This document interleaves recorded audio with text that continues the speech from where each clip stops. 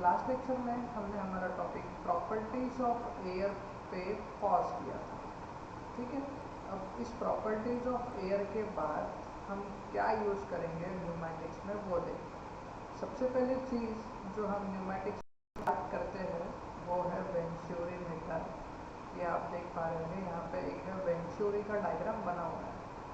Venturi का diagram आपको इस काम में आता है। अब देखो, ये लेफ्ट एरो है, राइट। ये जो लेफ्ट एरो दिख रहा है, यहाँ से क्या होगा, एयर अंदर एंटर होगा, राइट। एंटर होने के बाद आप देख रहे हो कि बीच में ये नैरो पैसेज गिवन है। आपको क्या गिवन है? Narrow passage. इस नैरो पैसेज की वजह से क्या होगा, नैरो पैसेज गिवन होने के कारण आपका प्रेशर ड्रॉप होगा और वेलोसिटी इंक्रीज होगी। नैरो पैसेज से क्या होता है, नैरो पैसेज का एडवांटेज क्या होता है, प्रेशर ड्रॉप होता है और वेलोसिटी इंक्रीज होती है। अब इसका यूज़ कैसे करें? अब देखिए, एटमॉस्फेरिक एयर जो अपने पास अवेलेबल है उसमें प्रेशर तो अच्छा खासा होता है, बट वेलोसिटी नहीं होती। वेलोसिटी मतलब स्पीड नहीं होती। हवा काफ़ी, आपको हवा एवरी टाइम सेम स्पीड में मिलती है क्या? नहीं मिलती। कभी स्पीड ज़्यादा होती है, कभी हवा की स्पीड कम होती है, राइट। तो अगर आप वेंचुरी उसमें अटैच कर देते हो तो आपको क्या मिलेगा, प्रेशर तो कम हो जाएगा और आपकी वेलोसिटी क्या हो जाएगी, इंक्रीज हो जाएगी, राइट। तो वेंचुरी का यूज़ क्या है, pressure drop and velocity increase. Pressure drop मतलब प्रेशर क्या होता है, कम होता है। वेंचुरी का सबसे मेन यूज़ है। मैं बार बार रिपीट इसीलिए कर रहा हूँ ताकि आप उसे फीड कर लो आपके माइंड में। वेंचुरी मीटर से हमेशा प्रेशर ड्रॉप होगा और वेलोसिटी इंक्रीज होगी। अब उसके बाद ऐसा करने से क्या होगा, volume of air increases with increase in temperature. जितना टेम्परेचर बढ़ेगा उतना क्या होता है, एयर का वॉल्यूम भी बढ़ता है। Moisture of water vapour carrying capacity increases with increase in temperature of air और वॉल्यूम ऑफ एयर। जो मॉइस्चर कंटेंट है आपकी हवा में वो भी क्या हो जाता है, कैपेसिटी, मॉइस्चर कैरिंग कैपेसिटी बढ़ जाती है। कब बढ़ती है, जब टेम्परेचर ऑफ एयर और वॉल्यूम ऑफ एयर क्या होता है, बढ़ता है। दो चीज़ें, मॉइस्चर कब बढ़ता है स्टूडेंट, जब टेम्परेचर और वॉल्यूम एयर का दोनों इंक्रीज होता है, ठीक है। उसके बाद क्या, pressure of air increases with reduction in volume. कोई भी चीज़ का अगर वॉल्यूम आप कम करोगे तो उसका प्रेशर ऑटोमेटिकली इंक्रीज होगा। अंडरस्टूड? कोई भी चीज़ का अगर आप वॉल्यूम कम करते हो तो उसका प्रेशर ऑटोमेटिकली इंक्रीज होगा, ठीक है।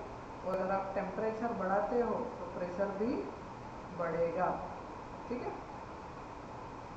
इसी वजह से वो वेंचुरी मीटर वर्क करता है। कि ऊपर के ये जो चार प्रिंसिपल देखे ना अभी तक, यहाँ से यहाँ तक, इसी बेसिस पे वेंचुरी मीटर वर्क करता है। अंडरस्टूड? अब उसके बाद अपन आते हैं बॉयल्स लॉ पे। बॉयल्स लॉ ने क्या किया,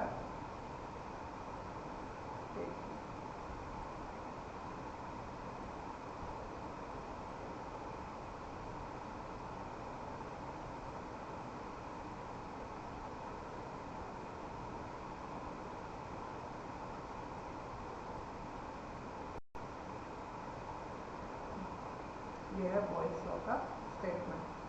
क्या कहता है Boyle's law, if a given mass of gas is compressed, मतलब आपके पास अगर कुछ थोड़ा बहुत गैस दे दी और उसके बाद उसको क्या किया, कॉम्प्रेस किया। कॉम्प्रेस करना मतलब प्रेशर इंक्रीज करना और expand at constant temperature, then the absolute pressure is inversely proportional to the volume. देखिए, इनको क्या कहना है, अगर आपके पास एक बॉक्स में गैस है, राइट, उस गैस को आपने कंप्रेस किया। कैसे कंप्रेस किया, with the help of pressure, ठीक। और अदरवाइज दूसरी चीज़ आप क्या कर सकते हो, गैस को अगर आपने टेम्परेचर इंक्रीज किया, ये देखो यहाँ लिखा है एक्सपांडेड एट कांस्टेंट टेम्परेचर, ठीक है। अगर आप गैस को आपने गर्म किया और प्रेशर सेम रहने दिया तो उसका वॉल्यूम क्या होगा, डिक्रीज होगा, ठीक है। Pressure is inversely proportional to volume, मतलब प्रेशर बढ़ेगा तो वॉल्यूम क्या होगा, हमेशा कम। पर ये लॉ कब वर्क करता है? जब टेम्परेचर क्या होता है? कांस्टेंट। यहीं से रिलेशन डेवलप हुआ है P1V1 इक्वल्स टू P2V2, मतलब कोई भी 1 और 2 आपको क्या क्लैरिफाई करेगा? देखिए, मान के चलिए आपके पास 2 सिलेंडर्स है, राइट? 2 सिलेंडर में वॉल्यूम इक्वल है और प्रेशर डिफरेंस है, तो इस रिलेशन को यूज करके आप प्रेशर का रिलेशन जनरेट कर सकते हो। अभी आपको देखिए,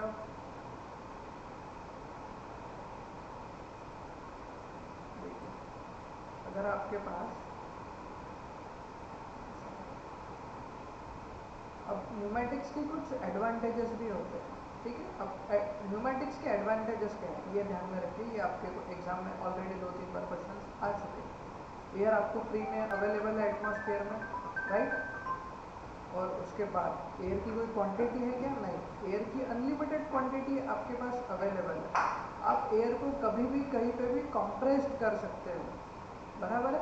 आप एयर को क्या कर सकते हो? कंप्रेस्ड कर सकते हो, ठीक है? एयर को क्या कर सकते हो? आप कंप्रेस्ड कर सकते हो, ठीक? Air can be compressed, pressurise and can be transported through pipe. Pipe की एक लंबी सी फिटिंग जोड़ दी तो वहाँ से आप एयर को क्या कर सकते हो? ट्रांसफर भी कर सकते हो। Air can be exhausted to the environment without any harmful effect, ठीक है? अगर आपने एयर आपके सिलेंडर में फिलअप कर दिया, उसके बाद अगर आपको एयर का कोई काम नहीं है तो आप उसको फ्रीली एटमॉस्फेयर में छोड़ भी सकते हो, ठीक है? और ये सब करने में कोई बहुत टाइम लगता है क्या? नहीं। एक्शन क्या होती है? फास्ट होती है। स्पीड का कंट्रोल भी पॉसिबल है। अब स्पीड का कंट्रोल पॉसिबल है ये इन्होंने क्यों लिखा? क्योंकि इसके पहले अभी हमने देखा था कि स्पीड को कंट्रोल करने के लिए हमने क्या यूज़ किया था स्टूडेंट्स? Venturi meter. ये देखिए, ये वेंचुरी मीटर पे आप स्पीड कंट्रोल कर सकते हो। जितना वेंचुरी का डायमीटर रहेगा उतना ही स्पीड रहेगा, तो जितना आपको स्पीड चाहिए उतना ही आप वेंचुरी मीटर का डायमीटर बढ़ाइए या फिर कम कीजिए, ओके? कभी ओवरलोड भी हो गया, ओवरलोड मतलब कंप्रेसर में थोड़ी ज़्यादा हवा आपने फिलअप कर दी तो कंप्रेसर बर्स्ट होने के चांसेस फिलहाल तो कम रहेंगे, ठीक है? अगर कंप्रेसर में ज़रूरत से ज़्यादा हवा आपने भर ली तो कंप्रेसर बर्स्ट नहीं होगा, वो क्या करेगा? थोड़ी बहुत एक्स्ट्रा की एयर आराम से रिलीज कर देगा, ठीक है? दूसरी बात, एयर डज नॉट इग्नाइट, इसका मतलब क्या हुआ? हवा में आग नहीं लगती तो जलने कटने का डर कम हो जाएगा। उसके बाद न्यूमेटिक सिस्टम कैसा होता है? इजी होता है डिज़ाइन करने के लिए। उसके बाद और क्या है? Long life and low maintenance, मतलब अगर आपने कोई न्यूमेटिक स्ट्रक्चर एक बार डिज़ाइन कर दिया तो वो लॉन्ग लाइफ चलता है, राइट? आपको बार बार उसको चेंज करने की ज़रूरत नहीं पड़ती और उसका मेंटेनेंस भी क्या है स्टूडेंट? कम है। देन उसके बाद इसमें जो कंपोनेंट्स लगते हैं, जो वॉल्व लगते हैं, पाइप्स लगते हैं, वो सारे सिंपल डिज़ाइन है और चीपर। चीपर मतलब थोड़े इजीली अवेलेबल है मार्केट में और कम पैसे में आपको मिल जाएंगे। उसके बाद आता है लिमिटेशंस। अब कुछ लिमिटेशंस होती है हर चीज़ की, ठीक है? कोई भी चीज़ आप एक लिमिट तक ही यूज़ कर सकते हो, तो न्यूमेटिक्स की भी कुछ लिमिटेशंस गिवन है, वो क्या है वो देखते हैं। Pneumatic system has certain limitation as follows. Pneumatic system is economical up to a limit of 3000 kg of force. ठीक है? न्यूमेटिक सिस्टम कितना फोर्स जनरेट कर सकता है? सिर्फ 3000 kg। 3000 kg मतलब बहुत ज़्यादा फोर्स नहीं हो स्टूडेंट, ठीक है? 3000 kg का फोर्स मतलब आप समझ के चलो कि आपने कोई 3 या 3.5 किलो का बैग आपके हाथ से जितना होल्ड करने को फोर्स लगता है उतना होता है 3000 kg ऑफ फोर्स। अंडरस्टूड? क्या बोला मैंने? 3 से 5 किलो की चीज़ को उठाने के लिए जितनी ताकत लगती है उतनी फोर्स की वैल्यू 3000 kg ऑफ फोर्स कहा जाती है। समझ में आया? उसके बाद क्या है? Pneumatic needed fine quality equipment to remove dust and moisture. अगर आप न्यूमेटिक सिस्टम यूज़ करते हो, आप कौन सी हवा यूज़ करोगे? Atmospheric air. अब एटमॉस्फेरिक एयर में कचरा होता है, राइट? आपके आजू बाजू के घर में जो हवा आ रही है उसमें डस्ट पार्टिकल्स होंगे, बराबर? उस डस्ट पार्टिकल्स को फिल्टर करने की ज़रूरत होती है, नहीं तो वो डस्ट पार्टिकल्स आपके कंप्रेसर में चले जाएंगे, आपके कंप्रेसर से वो आपके सर्किट में चले जाएंगे और उसकी वजह से सर्किट खराब होने के चांसेस बढ़ जाएंगे। इसीलिए हम क्या करते हैं, एयर फिल्टर लगाते हैं। ठीक है, एयर फिल्टर आपकी गाड़ी में भी उसी के लिए यूज़ होता है क्योंकि कंप्रेसर गाड़ी में भी होता है। ठीक है, एयर फिल्टर क्या करता है, डस्ट पार्टिकल्स को रिमूव करता है फ्रॉम एयर, अंडरस्टूड। और डीमॉइस्चर, डीमॉइस्चर मतलब हवा में जो नमी है वो नमी भी आपको क्या करनी पड़ेगी, कम करनी पड़ेगी। उसके बाद एयर एग्जॉस्ट इज नॉइसी, मतलब जो आपका एयर एग्जॉस्ट निकलेगा वो हवा की आवाज़ प्रोवाइड करेगा। ठीक है, uniform speed is not possible, continuously आप न्यूमेटिक सिस्टम को एक प्रॉपर स्पीड पे नहीं चला सकते।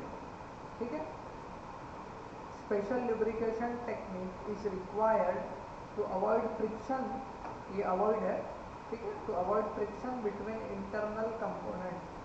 ठीक है, क्या कह रहा है ये, जो लुब्रिकेशन कर, जैसा आप गाड़ी में ऑयल डालते हो या फिर आप मान के चलिए आप साइकिल की चेन में ऑयल फिलअप करते हो, तो कोई प्रॉब्लम है क्या, कोई बहुत बड़ा काम है क्या गाड़ी की चेन में ऑयल डालना या फिर साइकिल के चेन में ऑयल डालना, कोई बड़ा टास्क नहीं है। बट वही अगर न्यूमेटिक्स को लुब्रिकेशन प्रोवाइड करना है तो उसकी कुछ स्पेशल लुब्रिकेशन टेक्निक है, FRL यूनिट करके आता है, फिल्टर लुब्रिकेटर सिस्टम। ठीक है, तो उसमें आपको मैं लुब्रिकेशन की कुछ टेक्निक सिखाऊंगा, वही टेक्निक्स आप न्यूमेटिक्स में लुब्रिकेशन के लिए अप्लाई कर सकते हो, अंडरस्टूड। अगर क्या कुछ लीकेज हो गया न्यूमेटिक सिस्टम में तो फिर उसको सुधारने को आपको पैसे काफ़ी ज़्यादा लगेंगे। ठीक है, अगर कोई लीकेज हो गया मतलब कंप्रेसर आपका कहीं से बस्ट हो गया या फिर कंप्रेसर में थोड़ा बहुत कुछ होल हो गया या फिर कंप्रेसर प्रॉपर वर्क नहीं कर रहा है तो उसको आपको ठीक करने में काफ़ी पैसा खर्च होता है। और उसके बाद क्या कह रहे हैं, compressed air beyond 7 bar is costlier, मतलब एयर को आप कितने प्रेशर तक कंप्रेस कर सकते हो, 7 बार। ठीक है, कल मैंने आपको बताया था बार क्या होता है, प्रेशर का यूनिट होता है। ठीक है, तो एयर को आप कितने लिमिट तक कंप्रेस कर सकते हो students, only up to 7 bar, understood. अब उसके बाद हम आगे चलते हैं, लेट्स सी।